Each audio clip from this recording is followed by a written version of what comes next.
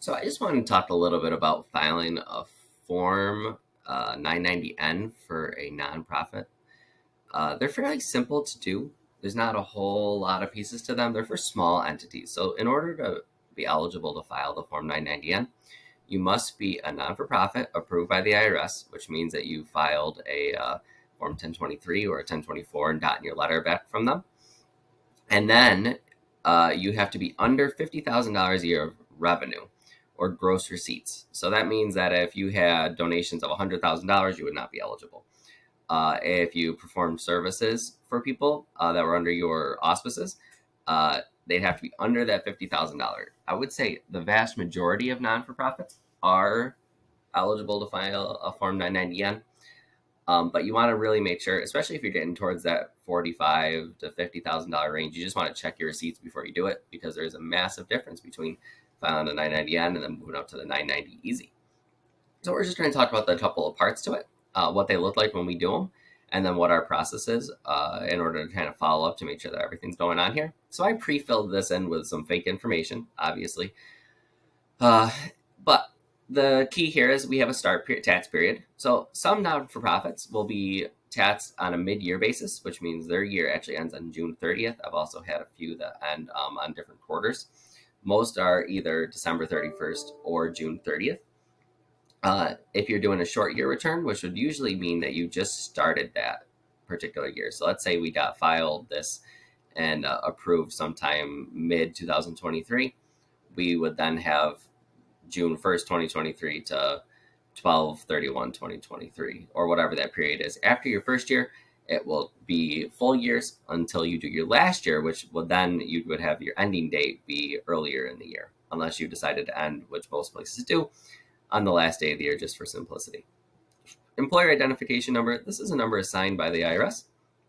I use just a string of numbers, but they would give you a unique identifier, and that is how you would either file your tax returns. If you're accepting credit card payments, that's what you would put on there. If you're sending out W-9s, you would want to put that on there. So this is just the identification number that says, hey, this is who we are. Legal name. So a lot of places will have DBAs that they're working under. This is not your DBA. This is what's filed with the IRS in order to identify your organization. Mailing address. So this is the place where you're actually going to receive mail. It may not be the physical place you're doing anything. It could be a PO box. It could be one of the director's addresses, just a place where you're going to consistently get mail, because that's where the IRS is going to correspond with. If you have a DBA, so let's say this was a organization that was doing, counseling. It might be generic counseling, or John's counseling service or something like that. In order to have that public image, you have to have that filed. You would file that with your county usually. And you got to make sure that that's on there. And if you look on the IRS website for tax exempt organizations, it'll actually list out any DBAs that the organization might go under when you do a tax exempt organization search. Gross receipts are not greater than $50,000. So this is just something that you have to do in order to verify that you're under that $50,000 mark. This is probably the most important part of this return. You want to make sure that you're under that $50,000 mark. This makes it much, much easier. Principal's officer's name and address. This is just whoever I would usually put down the executive director, but there could also be like a chairman of the board that we'll use. This is their mailing address.